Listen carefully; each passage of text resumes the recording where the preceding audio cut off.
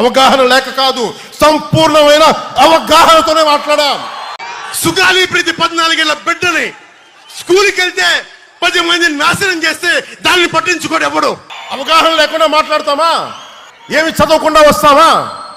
CID వాళ్ళు చెప్పింది ఏంటంటే, అసలు అప్పట్లోనే ఎవరైతే దీని వెనక కుట్ర వెనక ఉంది ఇవన్నీ చెప్తున్నారో ఏ డిఎన్ఏ తారుమారు చేశారు, ఎలా తారుమారు చేసి ఉండాలి సార్? ఇన్సిడెంట్ జరిగింది 2017 టీడీపీ ప్రభుత్వంలో సార్. మరి నేను అప్పటి నుంచి కూడా చెప్తున్నాను, ఉన్నతాధికారులు ఎవరైతే అనక విచారణ అధికారులు ఈ కేసును తారుమారు చేశారని నేనే చెప్పుకుంటా వచ్చాను, ఆధారాలు కూడా చూపించాను. ఇది జరిగింది 2018లో జరిగింది. 2018 అంటే టీడీపీ ప్రభుత్వం ఏముంది, ఎవరి ప్రలోభాలు పెట్టి ఎవరి కోసం ఎవరిని మెప్పించడానికి కోసం కేసును తారుమారు చేశారని అదే అడుగుతున్న న్యాయం. మీరు ఇప్పుడు కొత్తగా డిఎన్ఏ మారిపోయింది, కేసును తారుమారు చేశారు. కానీ కాలం నేను ఒక్కని చెప్తే సరిపోదు, నిలబడాలి. నేను ప్రతిపాదించిన సిద్ధాంతాలకి ఆడో గొప్ప సిద్ధాంతి, ఈడో గొప్ప యాదాంతి.